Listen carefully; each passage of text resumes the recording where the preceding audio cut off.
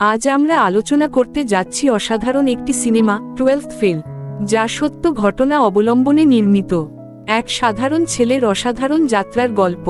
তো চলো শুরু করা যাক। চম্বলের এক ছোট্ট গ্রাম, যেখানে পরীক্ষার সময় বই খুলে নকল করা, বন্ধুদের থেকে উত্তর দেখে লেখা, সবই যেন এক রকমের নিয়ম হয়ে গিয়েছিল।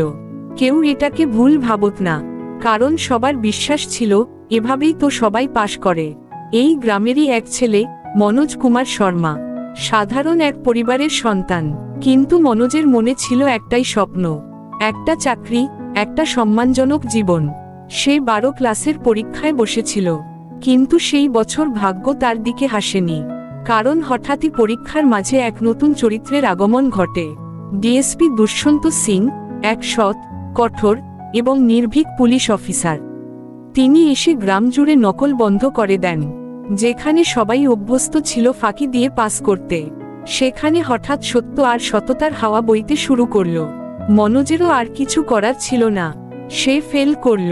ফেল মানেই তো শেষ নয়, কিন্তু তখন সেটা মনে হয়েছিল সব শেষ। পাশ না করতে পারায় মনোজ চাকরি পায়নি। তাই ভাই কামলেশের সঙ্গে যাত্রীবাহী গাড়ি চালাতে শুরু করে। গরমে, ধুলায়, রোদে বাদলের রাস্তায় রাস্তায় ঘুরে বেড়ানো, এই হয়ে উঠল তাদের জীবনের নতুন রুটিন। একদিন তারা পড়ে যায় এক রাজনীতিবিদের গুন্ডাদের ফাঁদে। বিপদের মুখে পড়ে মনোজ আর কামলেশ বুঝে যায় এই দুনিয়া সহজ নয়। ঠিক তখনই আসে সেই মানুষটা, ডিএসপি দুষ্যন্ত সিং। তিনি তাদের বাঁচিয়ে দেন।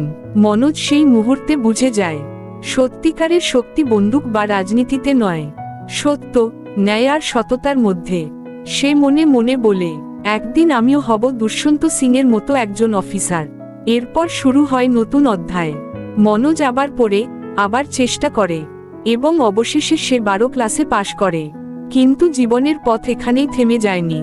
যে ছেলেটা একসময় নকল ছাড়া পরীক্ষা কল্পনাও করতে পারত না, সে এখন ঠিক করে, আমি হব আইপিএস অফিসার। কিন্তু সহজ নয় এই পথ। তার সামনে আসে এক নতুন চ্যালেঞ্জ, ইউপিএসসি, ভারতের সবচেয়ে কঠিন পরীক্ষা, যেখানে লাখো মানুষ চেষ্টা করে, কিন্তু কজনই বা সফল হয়। মনোজ শুরু করে নিজের সংগ্রাম। ভাড়াবাড়ির ঘরে আলো জ্বালানোর টাকাও থাকে না, তবুও সে বই খুলে পড়ে। দিনে কাজ, রাতে পড়া, এক পলক ঘুম আসলেও সে নিজের লক্ষ্য মনে করিয়ে দেয়, আমি পারব।